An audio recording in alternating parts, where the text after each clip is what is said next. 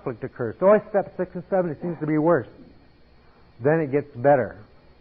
That's because of that tunnel that we go through. So the will is transformed right here. Now very often we really struggle in step 6 and 7.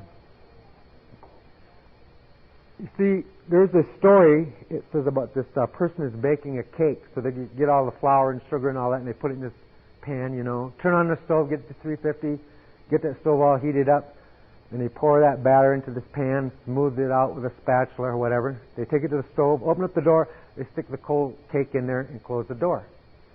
Now, if you want that cake to bake, what you have to do is leave that door shut.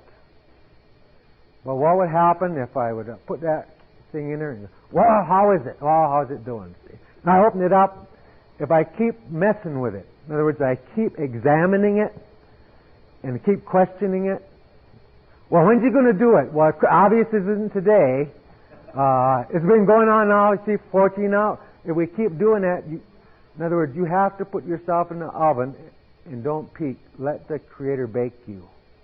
Whatever happens, even like you get pissed off, that doesn't mean the step didn't work. It just means you become pissed off. But if we take that and then we start to peek in that, trying to do something about ourselves, see, the step says you just say to the Creator, I am willing to have you remove it. That's it. That's it. There's like nothing more to do. Let Him handle it. But if I start to peek in there, you keep interfering with it, then it takes longer.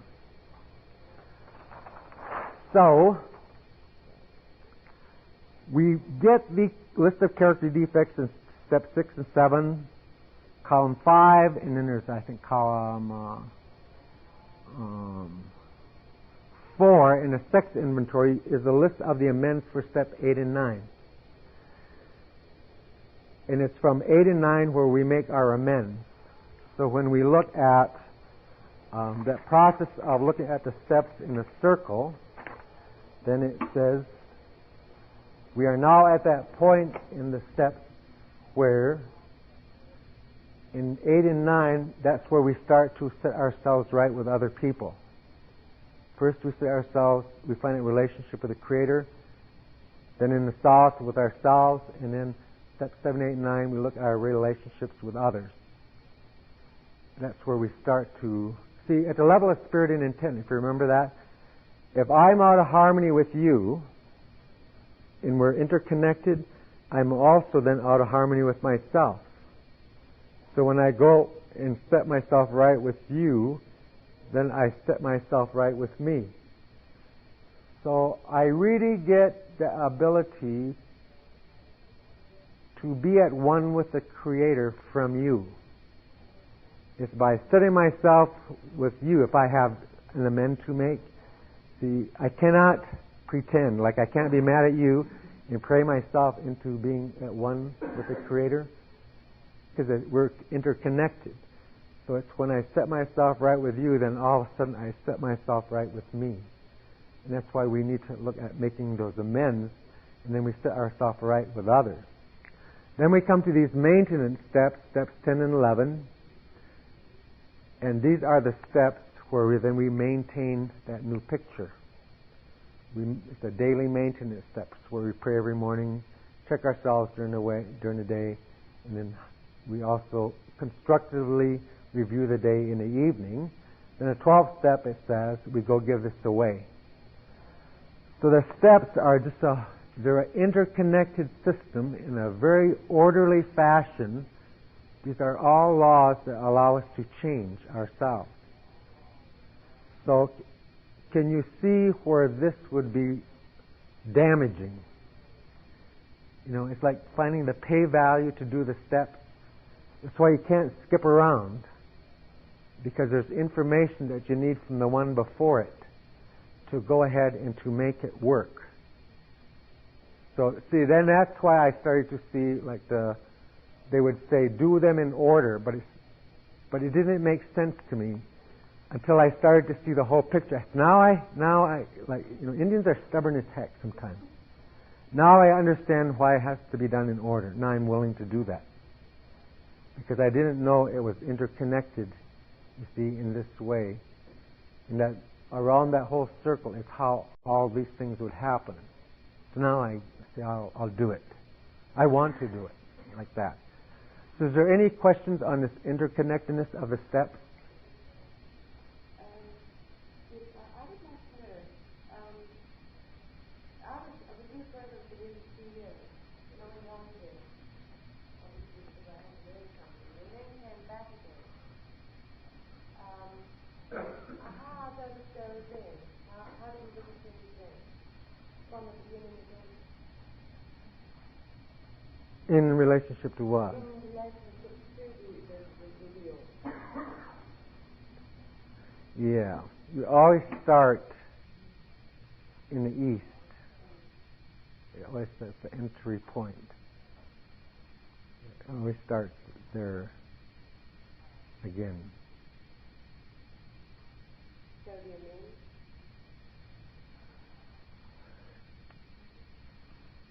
Having gone out and been out for 6 months and come back again into the program, I made amends then. Oh, I see what you're saying. I did a fifth step. I did all that.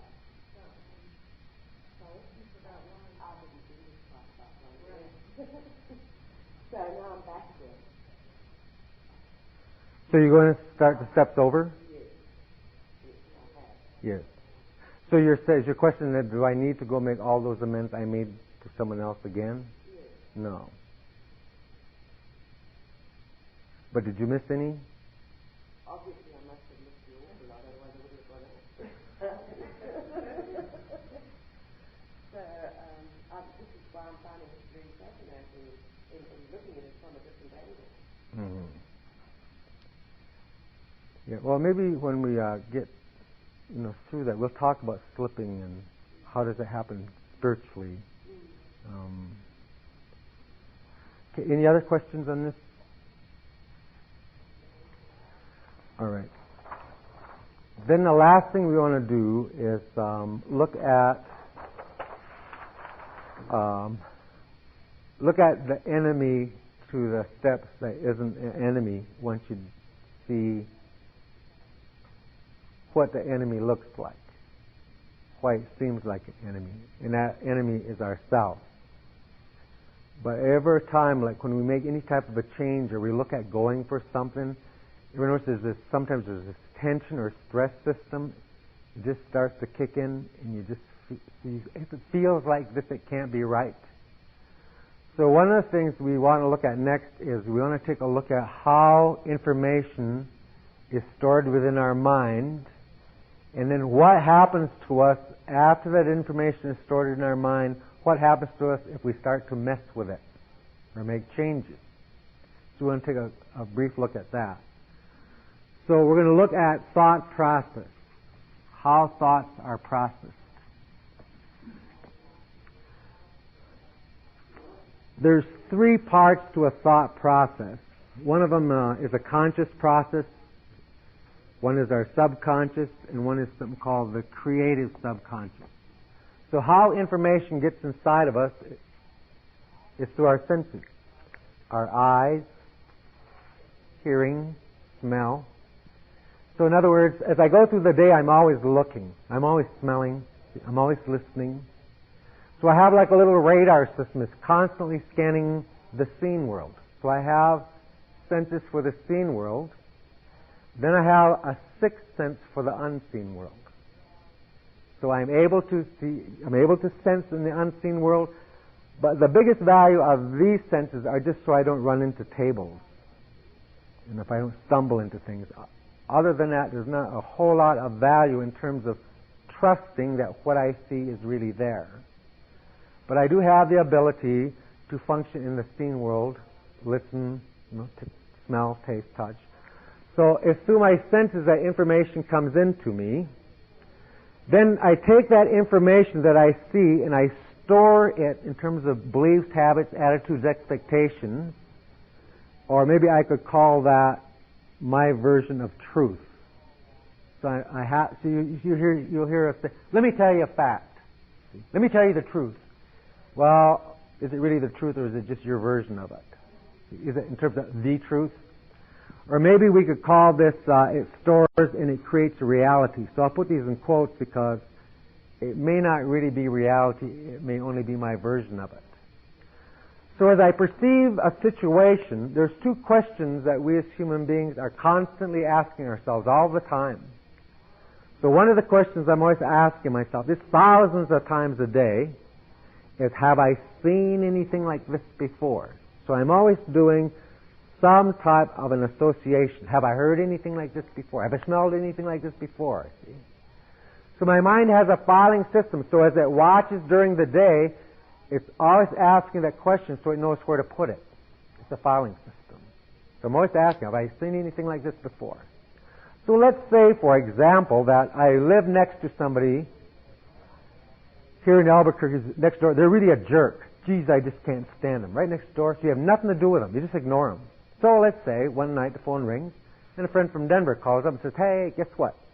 I just won the lottery.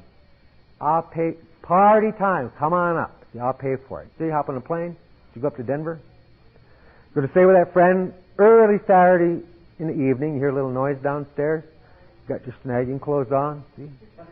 Go downstairs, you go in the kitchen, get a little drink, a little snack, and you walk in the living room where the noise is, and all of a sudden you see this person looks like that friend that lives, or that person lives next door to you at home, that jerk, and you look like that at that person, and you step back into the kitchen, you know, lean against the wall, you chug your drink, and you say, I don't believe it. I thought God would only make one, but He surprised me, He made two. One in Albuquerque. Now here's this jerk standing there in the living room. Now you know absolutely nothing about this person. Not truth, it's the first time you've seen them. You haven't talked to them. But see, the mind is, have I seen anything like this before? Yeah. One in Albuquerque? Now here's another one. Right? Then it goes on to ask another question that we usually don't know consciously, but we're doing a type of evaluation, so we're always asking ourselves, we perceive, see, we associate, then we ask, is this going to be good for me, or will this be bad for me? Bad for me. Then we decide, I'll have nothing to do with him either. It doesn't matter if I talk to him. I can smell jerks. This one is a jerk. Now you really know nothing about them, right? Now let's just say, for example, another one is that, let's just say I've been in 6 relationships over the last 2 years. Seem I can get those little hummers, but I can't keep them. So I get in relationship number 1, you know, where you smile at her and she smiles at you, and you do all the kissy poo and everything's really good, and then you have a little snap, you know, a little fight, and then you make up and it gets a little bit worse, and you vow and you promise to stay together, and then pretty soon the knockdown drag out comes and zippo, that one's gone. So all of that experience is recorded here.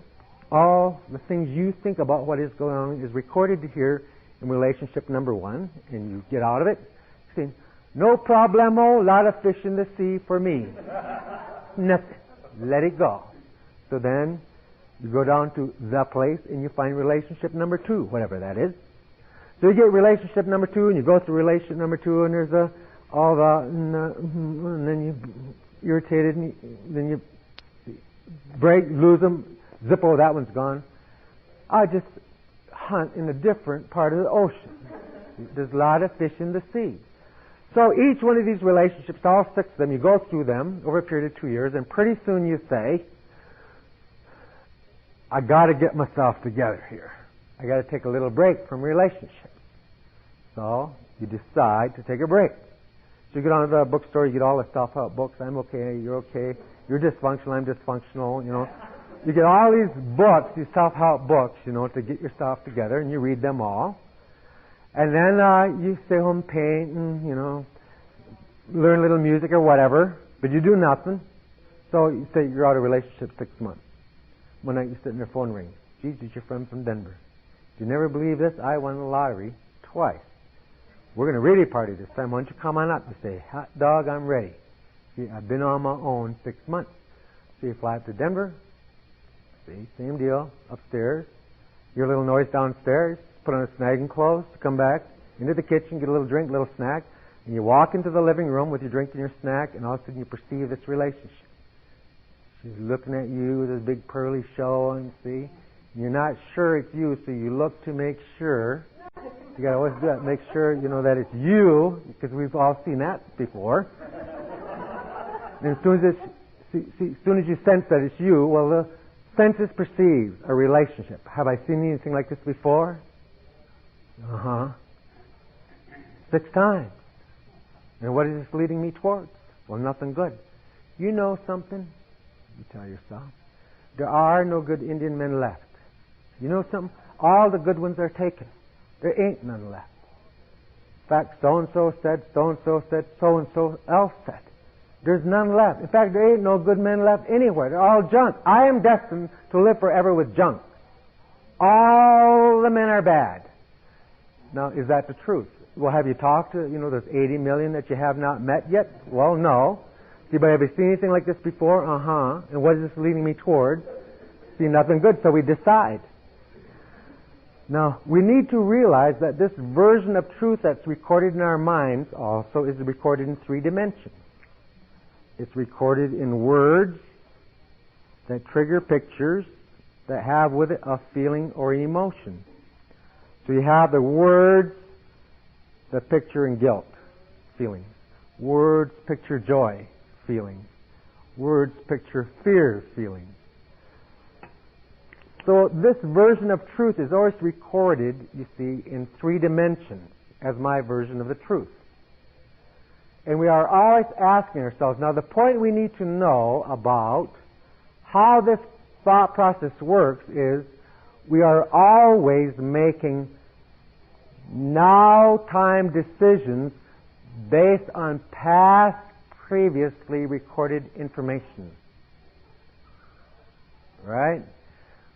We're always evaluating what's going on now based on past, previously recorded information. We need to know we work that way. Now, when we look at this creative subconscious, it has some functions. One of them we're going to talk about is, one of the functions of the creative subconscious is to make sure that I maintain sanity. Sanity means that whatever my version of truth is, this creative subconscious's job is to make sure I act like that version. And any time I act different than that version of truth, it will introduce anxiety, tension, or stress into my system. Anytime I act different than the picture. So I have, for example, many pictures or images of who I think I am. As long as I act like that picture, I'm okay. If I start to act different than that picture, tension, anxiety, or stress occurs in my system. If I start to think about acting different, tension, anxiety, stress will start to occur in my system. So if I say that I walked a long time on this black road, and I just start thinking of becoming spiritual, or I start thinking about, as soon as I even start thinking about it, tension starts to occur in the system. You see, this creative subconscious, its job is to always make sure I act like the picture. Like, for example, let's say, for example, I have a picture or an image here that I believe I'm a shy person. I can't talk in front of people. And that's the picture. The creative subconscious, its job is to always make sure I act like that picture. But let's say, for some reason, I got to get up and talk in front of people. Ever notice what happens? See, as you get up to talk in front of people, a little while before you get up there, your palm starts to get sweaty. You get real sweaty palms. Then you'll notice that your stomach will start to flutter. You get like butterflies in your stomach. Well, it sends a signal from the brain to release gastric juices into the stomach, even though there's no food, and it starts to make it flutter. And it'll even affect your respiratory system. So pretty soon your breathing just gets out of sync. You just can't seem to get your breath. And it'll go to your mouth and it'll shut up the flow of saliva. So you get what's called cotton mouth, right? No spit. Your tongue gets big. You grab a glass of water, you drink it, you go, and you swallow it, and nothing gets wet. You just go straight on down. And it'll go to your vocal cords, and it'll stretch the muscles in your vocal cords. So it'll stretch it so when you talk, your voice cracks so it sounds funny. And even though you have the information about the subject of which you want to talk about, it might be something you just love and you know a lot about it, it will shut down the function of recall. When you get up there, so all of a sudden your mind goes blank. So there you are, they're ready, you're sweating and ready to puke, and you're making funny noises, you can't remember shit, you know. And all of a sudden you see, now what is going on? Why does that happen? The creative subconscious, when the senses see you acting not like you, that's when it happens. It goes to correct for the mistake, and that's how it does it. Psychologically, physiologically, it'll do things to your body to get you back to act like the person you believe yourself to be. If there is a fight between success and sanity, which one do you think wins? You can count on it. Sanity always wins.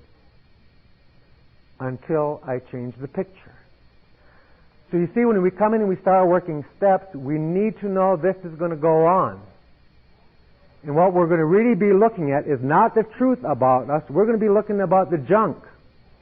We want to find what is inside of our minds, what words, pictures, and feelings, what situations, where have I been living my life out of harmony? I want to know that.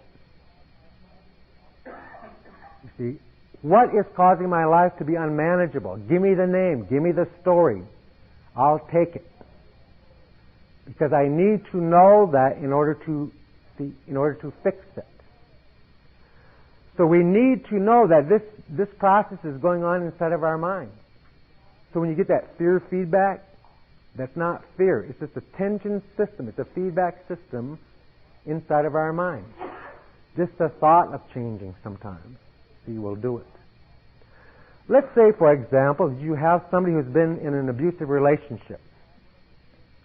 Say for, 5, 6, 7 years. Just had the hell beat out of them, stomped on, makeup.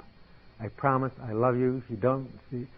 But over a period of time, you just really end up with an image of self or feelings of low worth and all that. Then, let's say you dump that person. Take a break, you see, go to Safe House or whatever, get everything back together. Then you say, well, I'm going to start dating again. Have you ever noticed people who've been abused, what type of relationship they usually end up in again? Very similar. Or one that's married to an alcoholic will go and marry another alcoholic. But you ever notice that, if you know some of them, like let's just say that one of their dating, that they say an abuser, they end up with a person who's just really good to them. Jesus, guy, he sends them flowers and always trying to hug them and touch them and be intimate. You notice very often what will happen there? They will sabotage that relationship. Very creatively, see, do something to drive that relationship away. And your friend will come by and he'll say, excusez-moi, that one was the keeper. That was the one you should have took home to Mama. Why did you do that? I don't know. He just drove me nuts. He just irritated, texting me and was telling me this shit. I don't know. It just drove me crazy. But do you see, if you have that picture and you know how you should be treated, and your senses see you being treated like you shouldn't be treated, what's going to happen? The creative subconscious will put anxiety, tension, or stress in your system to correct for the mistake. It's a mistake for you to be treated good. It's a mistake for you to be treated kind. They very creatively go things to do to correct for it. You see, somebody who's been abused can go into a room of, say, 500 healthy men. 3 of them are sick. They can walk in that room, just stand there. And if there's 3 sick ones in there for them, they'll have them lined up right in front of them in about 30 seconds without saying a word.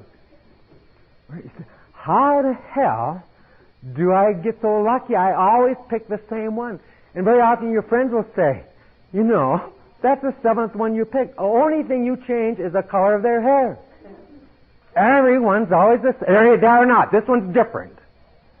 And then 6 months down the road, you say, how come I didn't see it? How can I be comfortable with somebody like that? So you can be comfortable living in hell once you get used to it. You can be comfortable with being treated like crap. To be treated good can be uncomfortable. Get creative subconscious, always correcting for the mistake until we change the picture. So when we look at these steps, all we're doing is we're going and looking at misinformation, not the truth about who you are, but the junk that keeps us in a way. You take, many of us are raised in Native communities. What kind of mistruth do we have in there about who people told us that we were and we believed it? You know the story, you see on television the story, The Wizard of Oz? Everybody see that? There's Dorothy, Scarecrow, the Tin Man, right, the Lion. They got lost. They went to see this good witch, whoever it was. They said, we're lost. They said, well, go to the land of Oz. There's a wizard there can help you. He'll help you get back home. See, so off they went to see the wizard, the wonderful Wizard of Oz. They went off to see the wizard because of the wonderful things he does. He's got the power, you know. What do you suppose he could? Oh, yeah, the wizard could. Yeah, he can do that.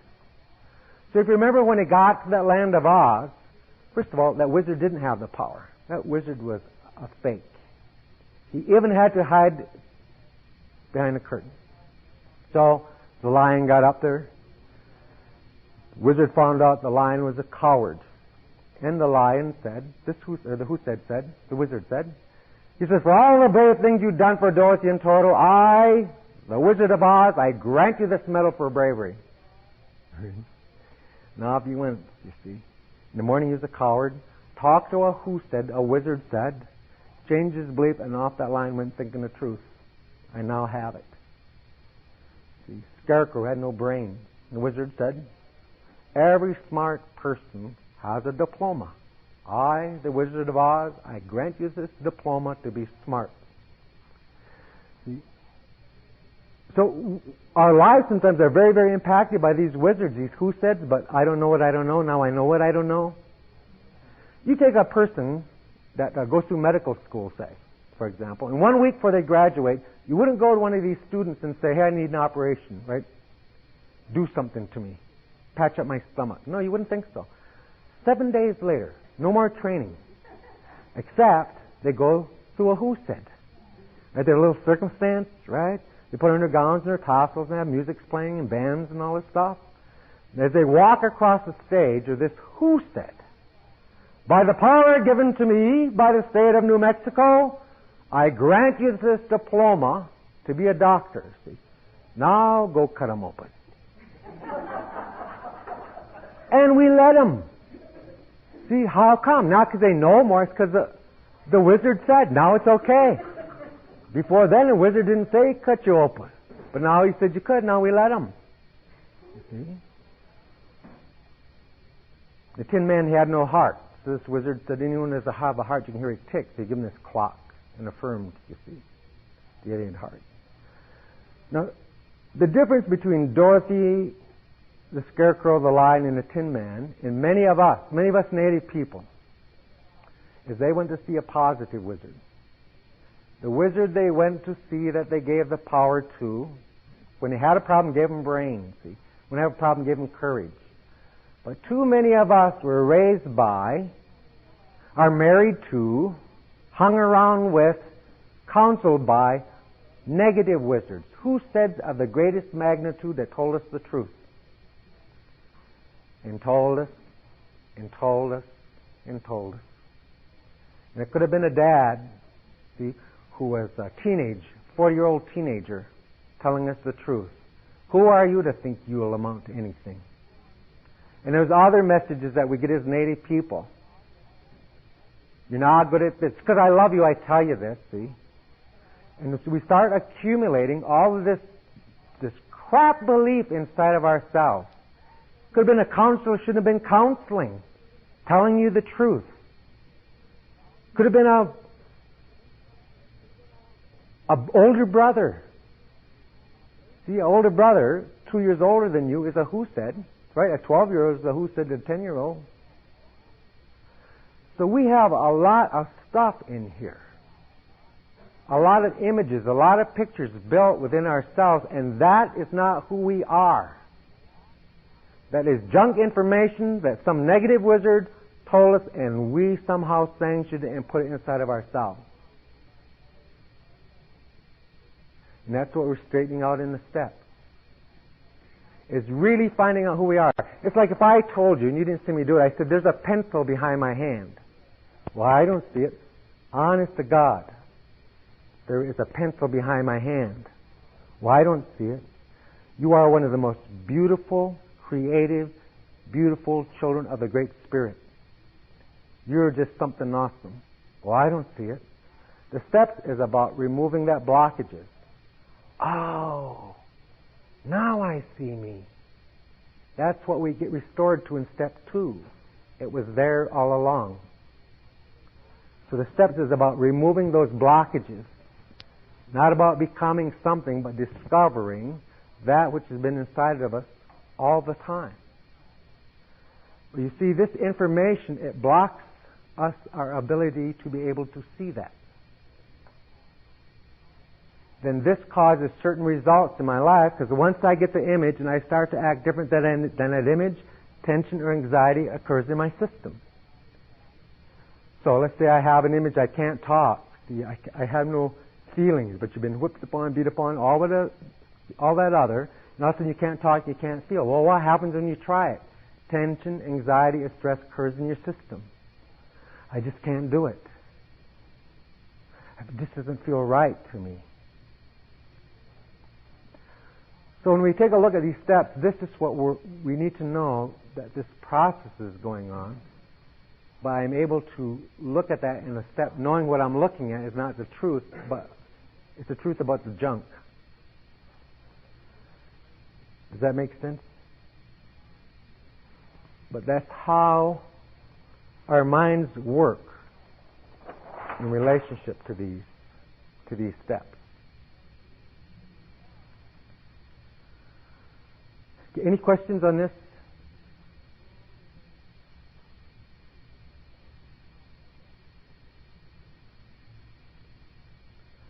Let me see. 1, 2, 3, 4, 5, 23, 25, 26. All right. Then,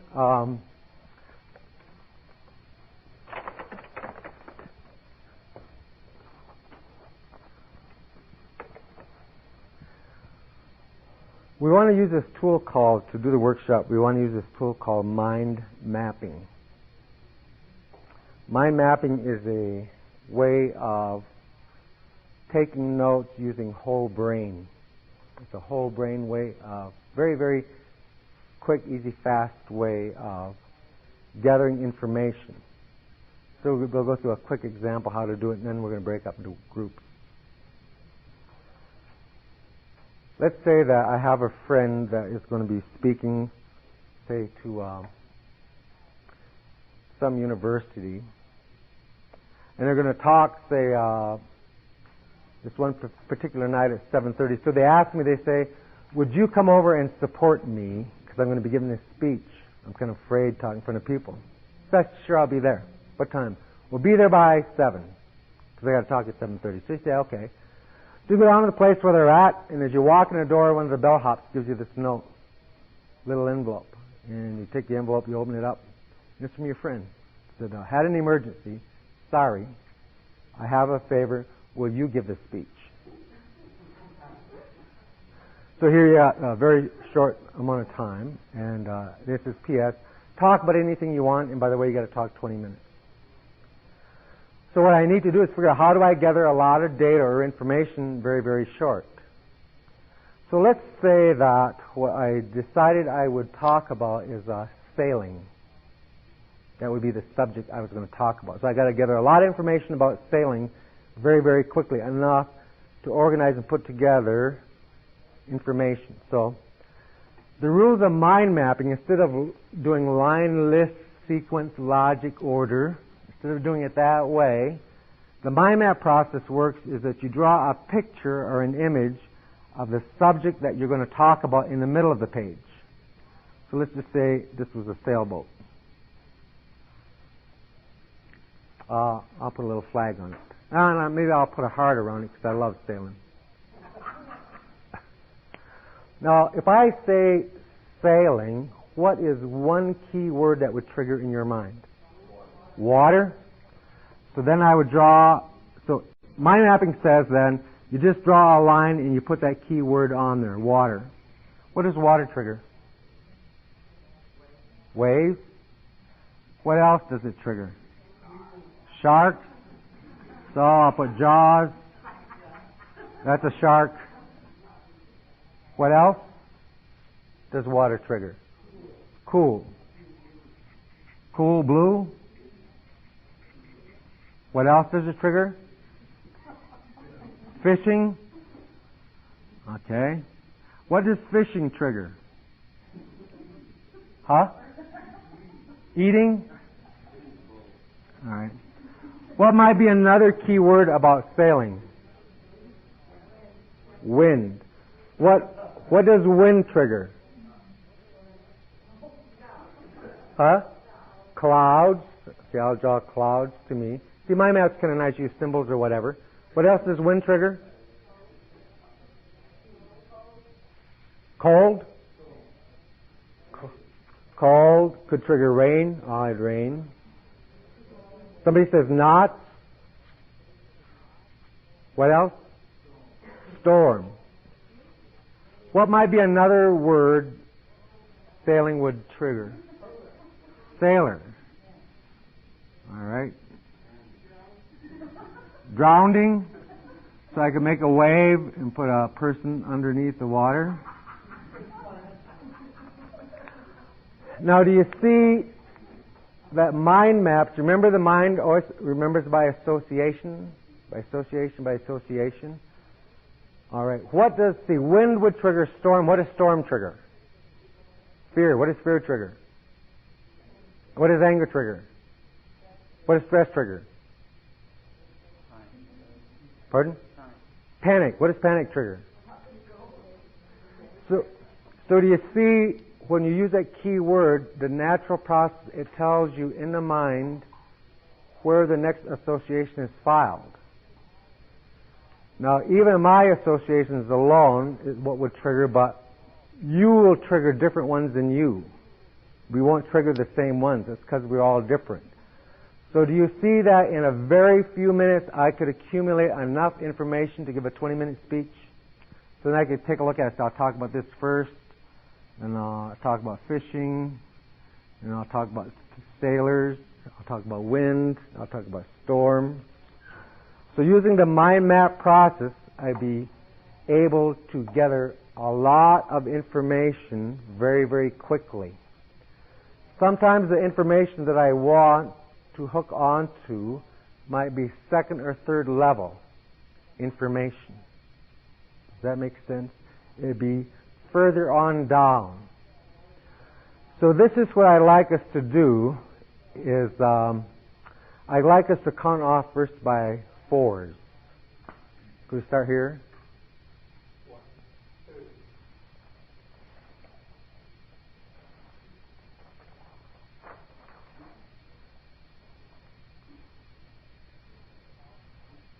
Where did we leave off? 1, 2, 4.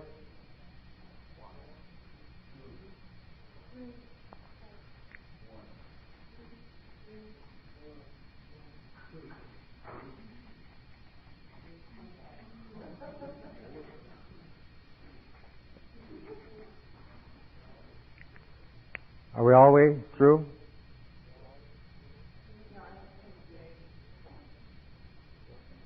What's the number? With 4? To be number 1 and 2? All right. Now I want you to break into these groups. We missed back here? So we left out with 2, so is there group 3? You number 3? 4?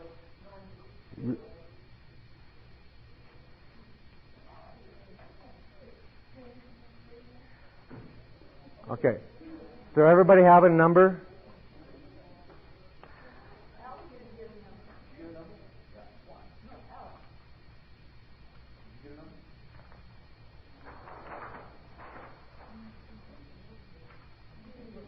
You didn't?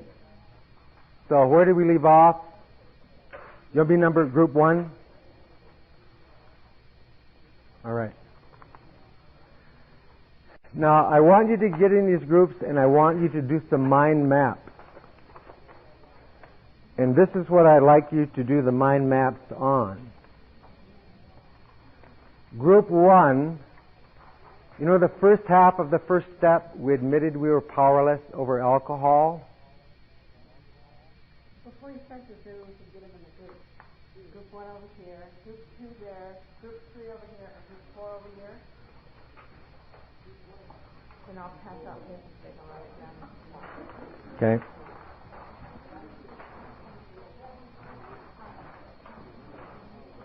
Because I just thought of something. I want to just change the rules again. I would like men on this side and women on this side. Men here where you are. Men to the left.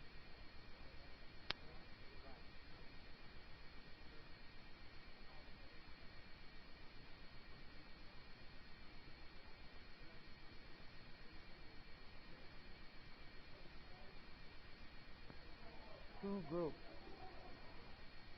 On 2 groups.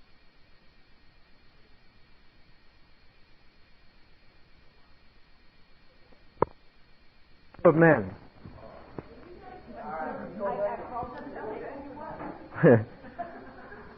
All right. Okay.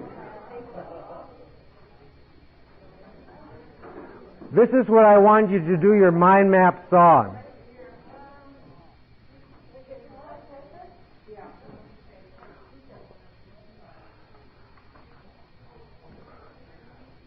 As we get into looking at the steps,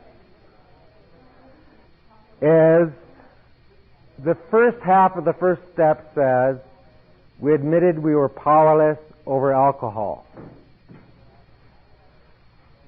I would like you to then take your piece of paper, draw a symbol over that subject, could be, alcohol or whatever. But then I want you to do a list of key words that to you means powerlessness over alcohol. How did you know that you were powerless? What was going on? So I would like you to explode your ideas for you on how you experience powerlessness over alcohol. You get the idea? All right. Whatever your symbol, you have to have an object or symbol. The topic is we admitted we were powerless over alcohol. So whatever that picture or symbol you choose in the middle is good. Then start doing those key words. How did you know? How are you able to admit powerlessness over alcohol? All right? Okay, so you'll need someone to do the mind map, or more than one.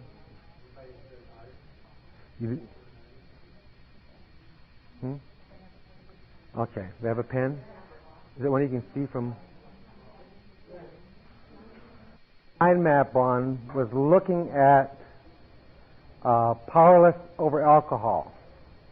And we looked at it from 2 perspectives. One, you'll see we look at it from a male perspective, and the other you'll see we looked at from a female perspective. So we'll see if there is a difference in how, even gender-wise, we look at difference in powerlessness over alcohol in the first half of the first step. So, Jerry, would you be willing to go over what the men's group did in looking at powerless? So, if you remember from the thought process, it says things in the being, it will cause certain results that we will see. So if you could go over some of the key words. Okay, we started with the eyeball. One time, we started off with drunk. Degradation. Lying, cheating, stealing. Stealing went to fraud, and fraud was stealing also went to jail. So we have no choice, cornered, compulsion, defiance, helplessness, infancy, sadness, homelessness, shame, emptiness, dirty, stinky, and low self-esteem.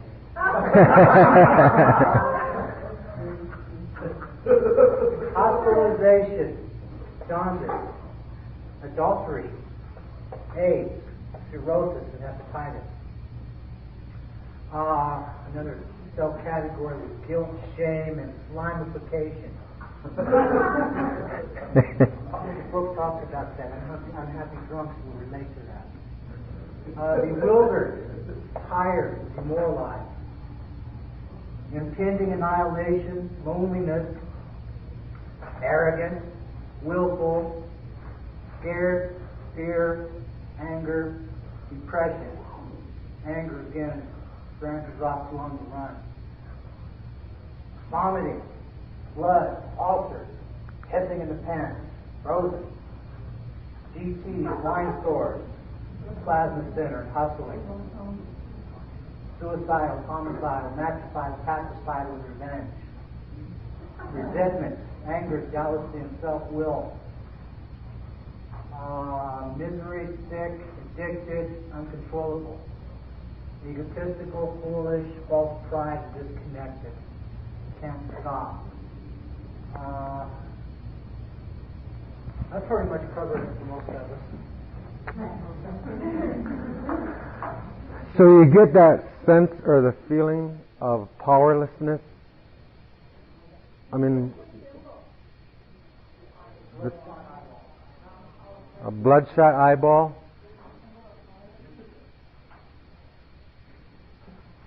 Where's the marker? Oh, here's one.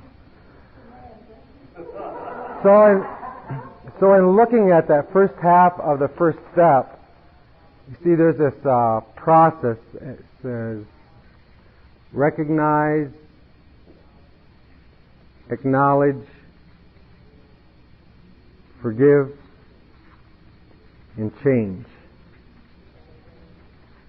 So when, say I'm working this, understand what we're doing here is just working together to get an idea of everybody's experiences, to get an idea of what various words triggered for powerless over alcohol. So a person could even personalize this. But when I look at admitting powerless over alcohol, I have to admit this is me. I have to recognize what that is. I need to acknowledge that's me doing that. That is a result in my life. It's not her fault or its fault. So when we admit we are powerless over alcohol, that when I look at these things, am I able to admit that this is powerlessness? Okay, could we have the women come and look over or share what they look in terms of their powerlessness?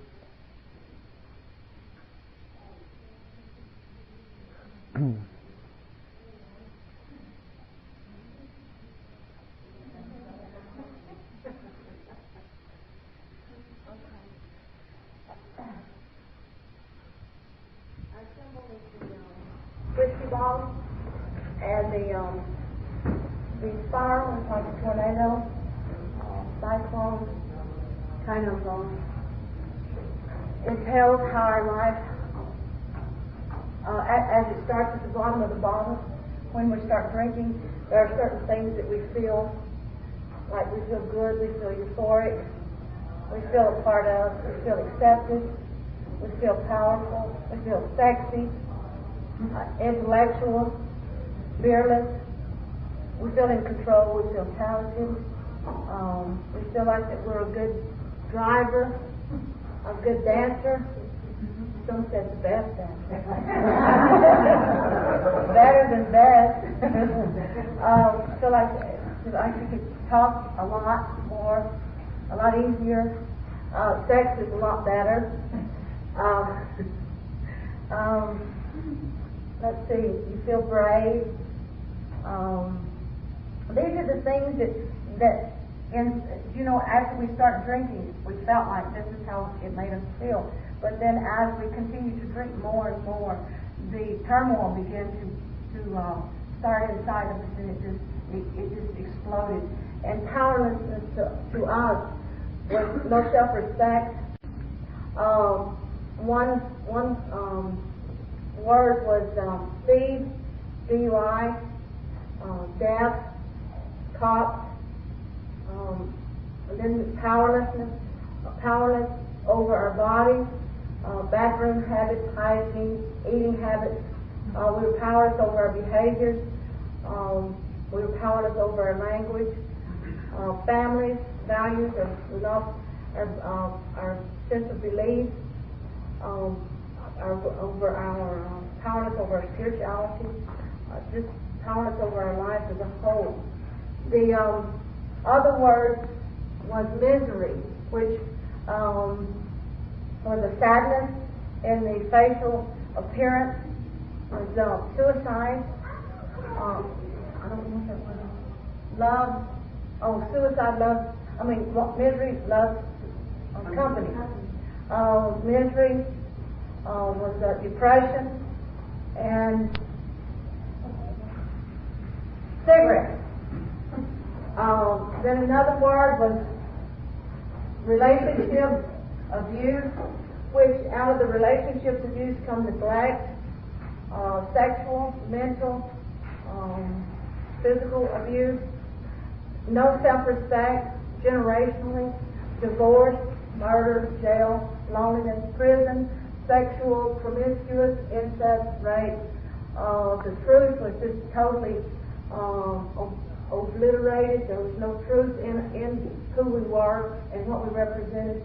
Stealing, lying, cheating, put ourselves in physical danger. Couldn't see that abusive relationships was harming us, and as a result, we're totally spiritually bankrupt. Does that make sense? See? Good job. I really like how you brought that out of the bottle. I haven't seen that approach before, because that really puts it in perspective, because it kind of was that way at first, and then just slowly, or it gets worse. And I don't know how anybody else sees this, but I watch in AA, sometimes you just watch. I think that the women, when they go downhill like that, they really go down. And God, they come and they're so painful. I don't think that men understand the pain that the women come when they come to the program. It's just, I think they just go down faster and they go down further. I think their pain intensity of that is just awesome from what I can see, because it goes that way. But you see, even like how women look at it, a little bit different from one another in some regards. I think that's why it's good that when you get help in the steps, women work with women, men work with men, for a general guideline, because it's not the same. It's different. But when a person can recognize that, acknowledge this is what it done, that then I'm able to admit powerlessness over alcohol. Does that make sense?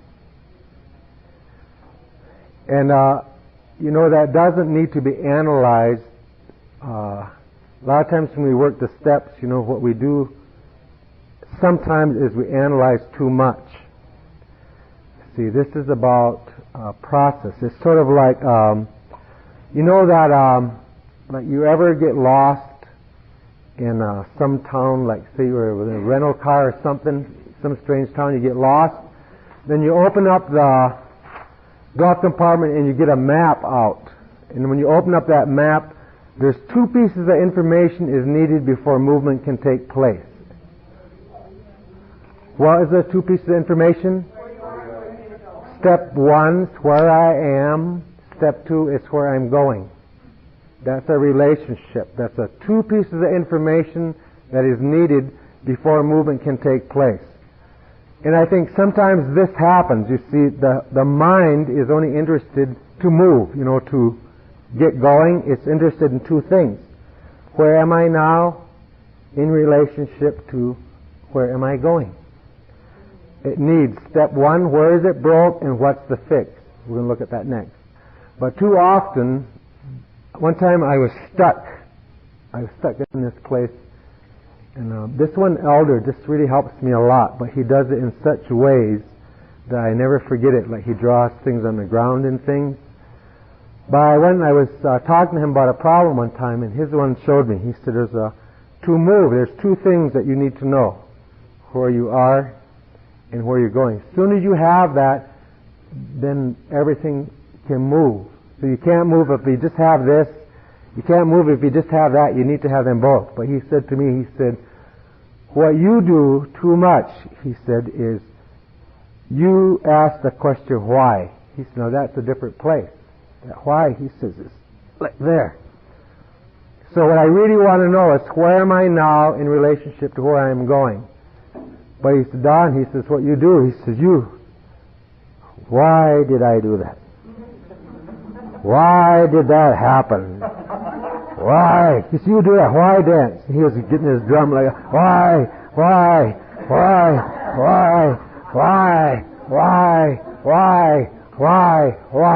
And sometimes we why for months. Sometimes for years. See, but that is an ego trick question. It is. See, the ego don't want you to grow. It wants you to stay. It knows that if you get these two answers, you will grow and start to move. See, why is an insane question. I'm talking about in terms of moving. What happens if I know why? Then they'll say, well, why that? Why? Then I have to dance again. So when we come into these steps, it's about coming on that red road. So in step one, you locate. In step two, you create the vision. And then it allows you to go on, you see, to the next steps. So does that make sense? But why? Boy, why question, we dance sometimes for a long time. We don't need to do that. But sometimes people even guide us to that why dance too much. It's too much. See, in recovery, we have to get ourselves well so we can help our people. And we don't need to, why our way there. Okay, any questions on that? So do you think that you could, in this manner, personally do the first half of step one? The mind map works pretty good because it triggers levels even. If you take them out 2 or 3 levels, it's pretty easy to do in doing that work. All right. Then we want to go on to the next exercise. And if you look in this book on page 13, these questions, there's 9 questions. These questions come out of the big book on page 52.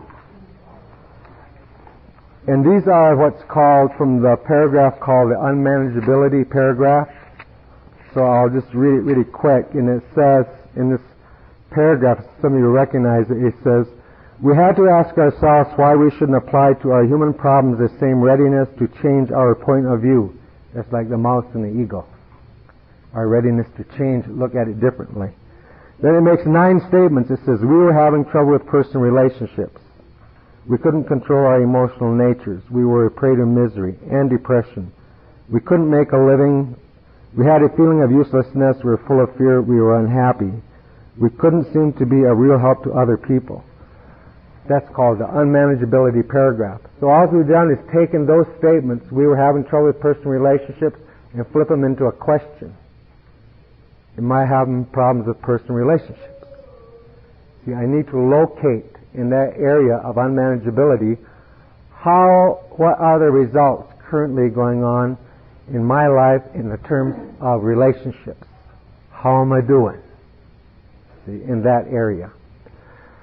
So what we want to do is to break into work groups again and do another mind map.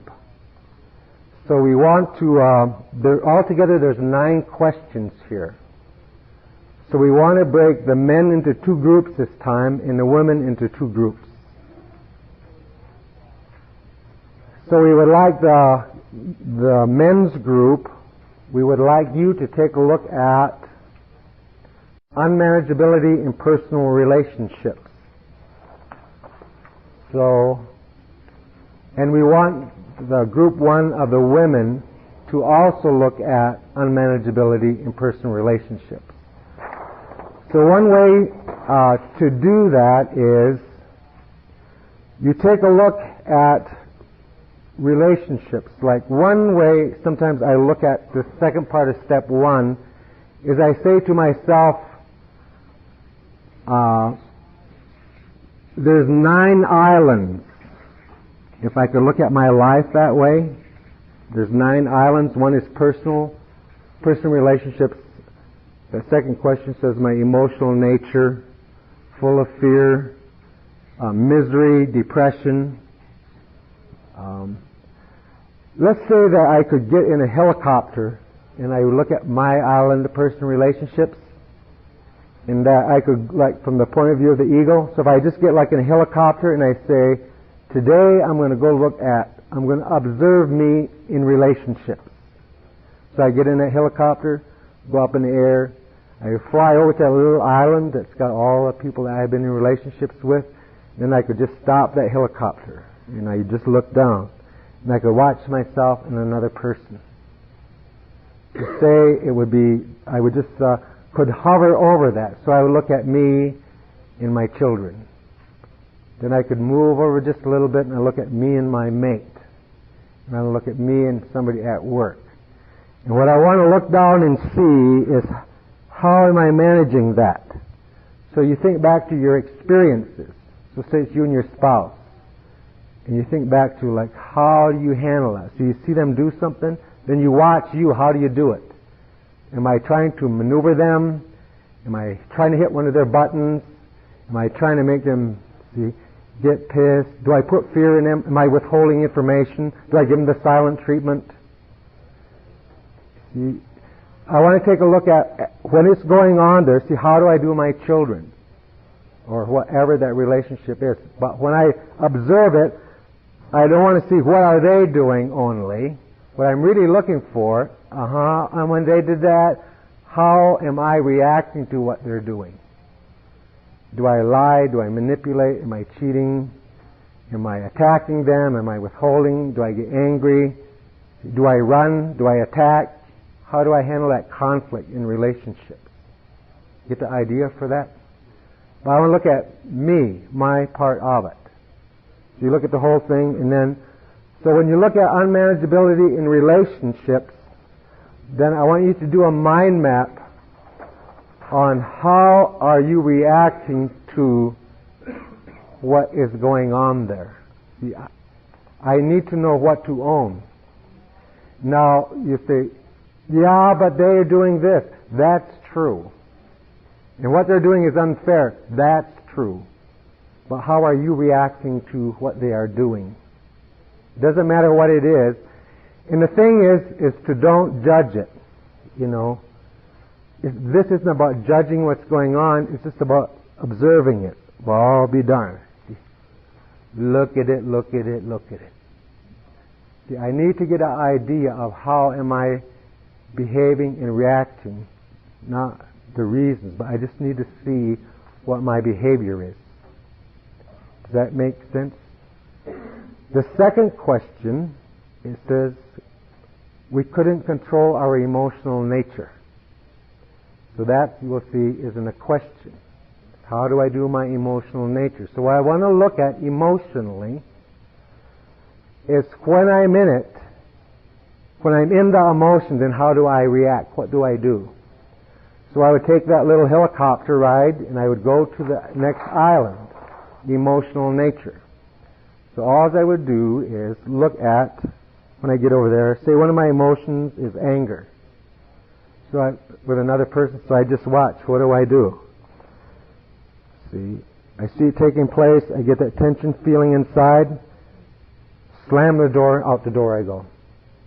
See, I won't talk. I come back and I look. Because you don't talk for months. You won't say anything. See, you freeze up. Or you go and you will retaliate. You know how sometimes you'll leave a place or whatever, and you sit in your car, and I'm going to go back and I'm going to kick their ass, and then I'm going to do this, I'm going to go there, and I'm going to trick and let the air out of their tires, and then I'm going to you know, you just go fantasizing and all the stuff you're going to do to them. You know how that could be a way that I react. How do I behave when an emotion is there? What happens when I'm happy? See? Do I start to look around? Oh no, when's the other shoe going to drop? So you can't stay like this. Do you get the idea of that? Just to look at some emotions and see how are we controlling it, or is it controlling us? When I get angry, when I look at it, do I just have to do what it says? Do I make, like after it's done, do I feel really shameful? Like after I run my lips or whatever, then afterwards I make a little vow. I'm not going to do this again. I'm not going to do this again. I promise. And then the next time, I do it again. See? And then I feel more guilt and more shame. Or does it lead me to the drink? Or does it lead me to a drug? How does that work? So we would like to, if we can just get the men over here and the women over there, that would be the easiest.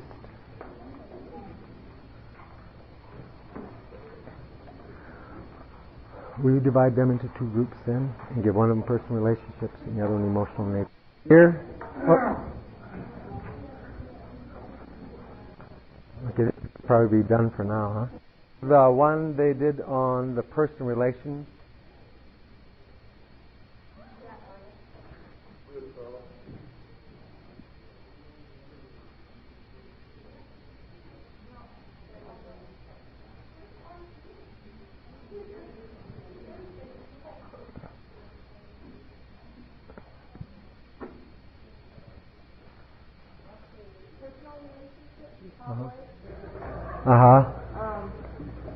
We started out with our children, and I guess the first thing we had was a lot of fear.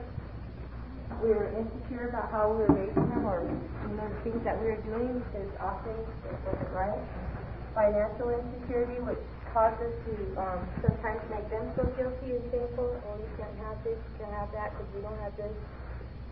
I think yet most of us can say we spend enough money on other things. Cause them hardship, or someone mentioned that their stepchildren caused them to have safety fears, gave them a lot of double messages. Conditional love, couldn't love them. They did something good or bad, they depended upon, we gave them our love depending upon what they were doing. It was very frustrating as a parent. Most of us, if we go back to our parents,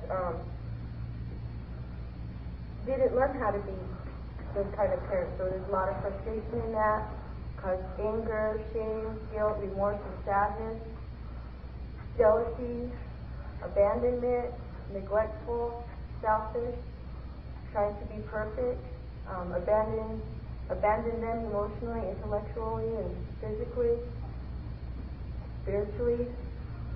So we started out with our children like that. Some of the people didn't have kids, but they did some of the same things. With our parents, where did we go? From there we went to men.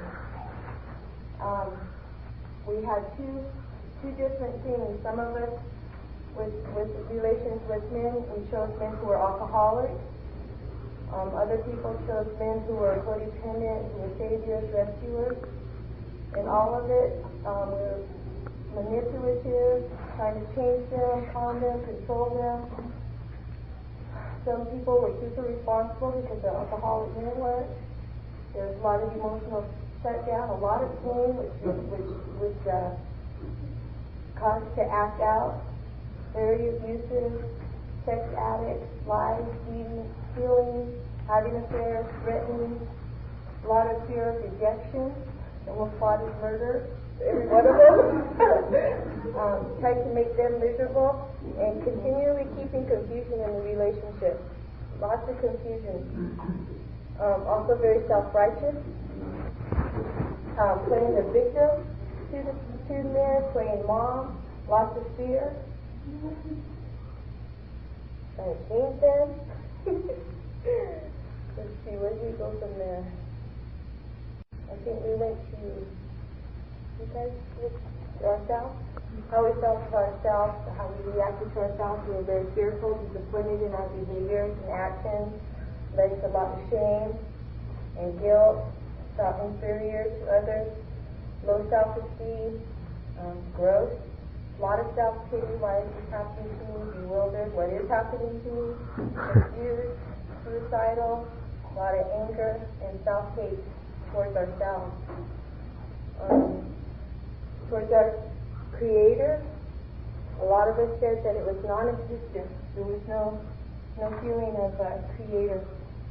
A lot of fear, a lot of aloneness, real big about any kind of relationship that there may be, testing how powerful that person might be, mistrustful, ambivalent, uncaring, punishing, anger, sense of loss, powerless, undeserving, and unworthy.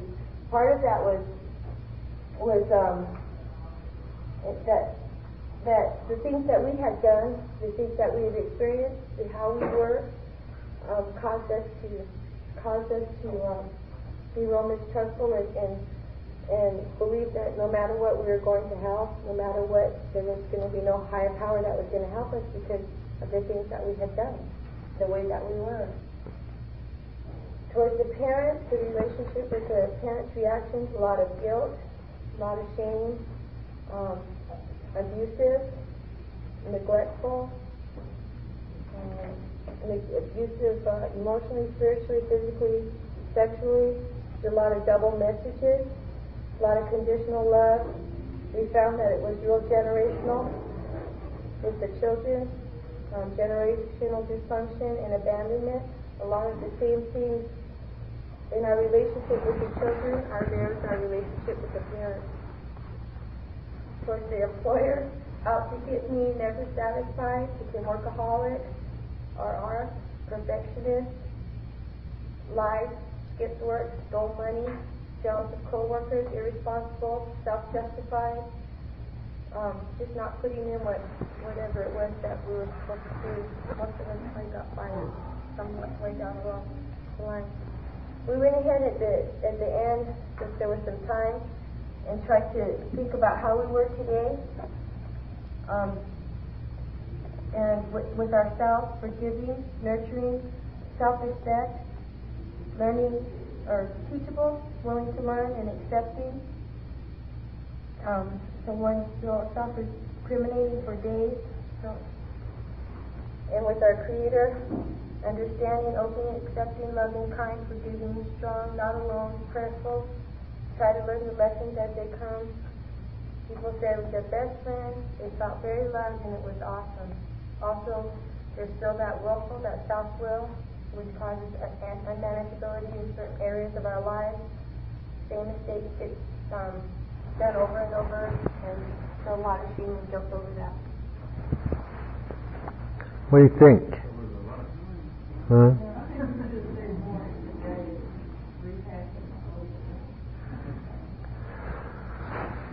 Well, let's see.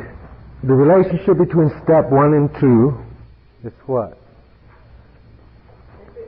Where are we now in relationship to where are we going? So if we have all that perfection in the first step, there's no need to go on the second step. Everything's totally right. I'm wrong, and awesome and beautiful. And how do we know we're done? Sounds like ego, though. And that's ego. Yeah. Or if that's where it happens, right? Then what's the problem?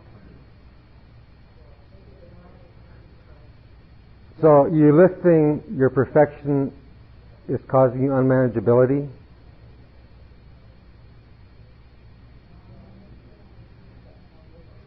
Is that what this is? We're looking at the second half of the first step as we're looking at unmanageability.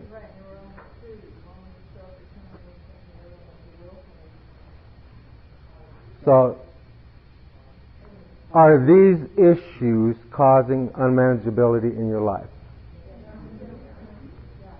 Can perfectionism cause unmanageability? Whoa. Yeah. So, what was your question?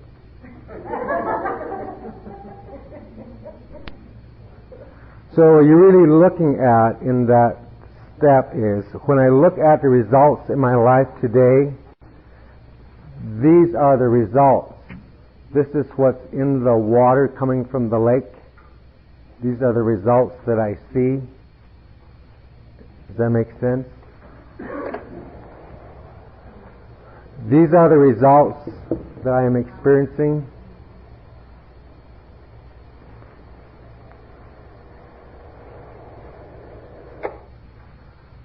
I think that's the best I've seen in terms of looking at the results, that what can happen just in in personal relationships. Because it just drives you nuts trying to, a very, very time-consuming, energy-consuming, loss of sleep, just feeling insane and powerless and trying to whatever. Could we have the men do theirs on relationships?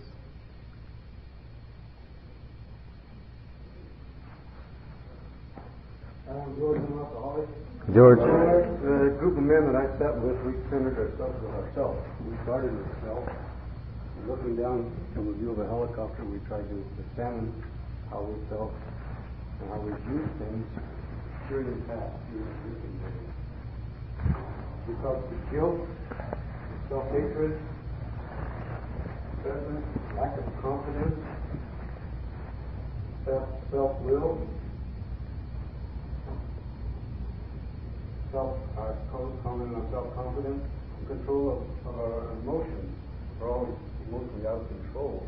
Okay. With that in mind, we moved to our family life, whether it be wife or girlfriend, and there we discussed the possibilities of the financial situation. There was never enough money for me, my dear. What the hell, you don't need no more diapers, use a handkerchief. And we moved on to very selfish on money, withdrawn, didn't want to share anything with anybody. The reason for getting drunk because the wife was always nagging at me, the ex-wife was always nagging. Sexual relationship, it was either too much or not enough. I wasn't happy. Not trusting, a lot of jealousy. When you're drunk and you turn on, some other man looks at her, you're not jealous of him, not her, but him, type of thing. Anger, relationship is all anger. Then I move over to our relationship with our children, and there was a lot of not any support, physical support. As they were working on the school projects, I couldn't be bothered with that. I'm speaking for the group, but when I say I mean the group. Couldn't be bothered with that. Just sit in the pickup, get drunk, and go in there and spend time with you, quality time, as it's known now, for the school projects. What else have we up here? Pardon me? It is. I'm trying to get through it here. Just ignoring them. They were just pieces of furniture that was in the way. Just say, hell out of the way. I don't have time to bother with them to get drunk. Then we got on down to our parents and how we sort of looked at them. There was a lot of anger. We were jealous, rebellious. We defined them that no matter what they said, they were wrong. Another reason to go get drunk or skip school or whatever excuse you had to be at the time. We touched on love. A big exclamation point. Should be a big question mark there on love. Love was there, but we couldn't show it. And this goes for the children and the wife or girlfriend environment. It was there, but we had a bad-ass backward ways of showing it. It just didn't work. We moved over to co-workers and employers. There was a lot of jealousy involved, backstabbing, creating turmoil, to try to get ahead, the political game in any corporate or industry level. The big head, I always knew more than that other one, so I have to get paid more type of thing. Which ended up into disputes with the administration. Getting fired. Getting that fired. Neighbors and the community life. We've always had disputes. Trespassing, turn your horses loose, let them feed on the neighbor's apple trees, he won't care, because he knows that tree with a shotgun, then he cares. Anger, disagreement, fear, self-will. Again, in the community, I personally was in a small community of Edgewood out north here, about 22 years out there, and I couldn't be bothered with them. I couldn't go vote on the names and change the name of the post office, any of that stuff. That was my personal experience with the community. My neighbors, I ignored them until I needed something. Then I called them. Friends, I think we could sort of classify as neighbors in the community, although I had no friends in my neighborhood. Again, I'm speaking for myself. All my friends were somewhere else, and they knew that they had to move away.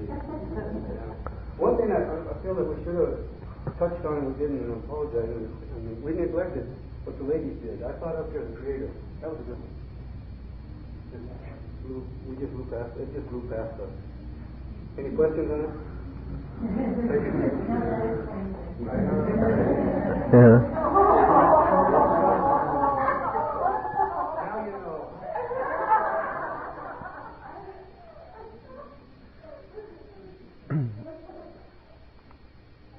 Is there any questions on that? On that one? I think it's really good we were looking at this gender-wise. This feels very comfortable. Yes. I felt like looking at the unmanageability of my life back in my student days was not nearly so useful as when we focused on today. How is my life unmanageable? Or now that I don't drink, does my life suddenly become manageable? And or can I now manage my life in sobriety? And that exercise seems to me would have been more helpful today to help me acknowledge, my life is unmanageable today. So, because what am I going to do about the person I was 8 years ago? The person I'm trying to work today and stuff.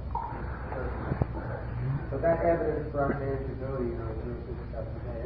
It's nice to look at too from 8 or 10 years ago.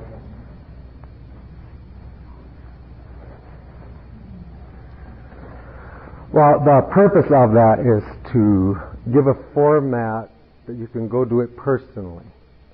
Somebody who's in maybe 6 months or a year, they will have that. If you're sober longer, you probably will have, you tend to have almost as much, but you'd have different content in it, but still be an issue. Yeah, or degree of that. You had something, Debbie? I know that I can relate to most of the things that are on the male side as well. I think a part of it is just what we look at first. Oh, yeah. Because I can relate to everything that's said. And I don't know about the men who can relate to the inside as well. It's just a matter of what we pull out first as we're going through what we feel first, that immediate reaction, and then it gets down to all those times and issues are all there as alcoholics. And then that's what makes us all alcoholics, when we need to relate to each other as a whole anyway. You don't have all of them, AA, all this, AA, all be together as well, because that relationship is the same. But it's neat to see. Okay, could we have the woman who did the one on emotional nature?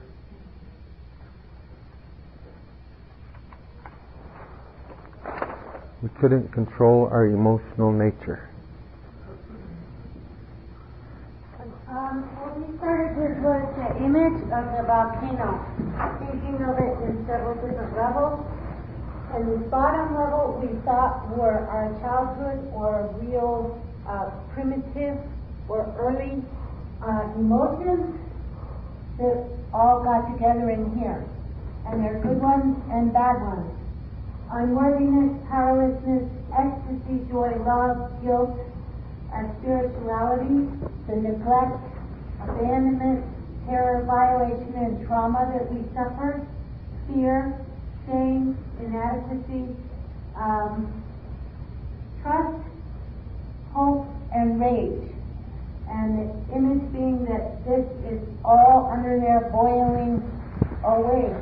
And that the mountain itself of the volcano is all those things which we put around ourselves to protect us from all those feelings underneath and all those motives underneath. And what we get is sex. What we came up with in here was development of sexism, need for control, whatever that is, prejudice, justification of all these things, no self-esteem or low self-esteem, substance abuse, promiscuity, codependency, accomplishment, greed, envy, and all these, and this is our river of denial here. And all these things will also cause cracks. Our things are made up. Our mountain is made up of these things, but they all also break out of our river of denial and cause cracks and violations. But while we're still under pressure here, different things come out. And our masks come out. Our masks covering ourselves, codependency, emotional walls, anger, depression, dormatism, physical ailment. On the top of the list is PMS. Migraine, stomach ulcers, vision problems, cancer, lines on our face, gray hair, diabetes, overweight, arthritis, anorexia, bulimia, nervous tics. We become lonely. We are isolated. We have self-pity. We use creativity as an outlet of these emotions, but good things can come from that. Escapism, manipulation, religious fanaticism as opposed to spirituality, shopping, soap operas, alcohol, sex, gambling, the need to have things, possessions, pulling us in. We become overachievers or underachievers. We run. We are spiritually bankrupt at that time. We use charm, we enable, and we take care of people. And this is what's happening. And the result of which is when our temperature gauge here on the side goes up and it blows, we can experience evil in our lives through others and through ourselves. And at that point, we become spiritual or we die. We have suicide in our lives, strange mental blank spots, relapsing, uncontrolled rage, binge eating, or all kinds of obsessions, psychotic breaks, total recklessness, irresponsibility, screaming, unhealthy relationships, basically entire breakdowns of all. Good thing. Good, huh? Good job. That's really good. Okay,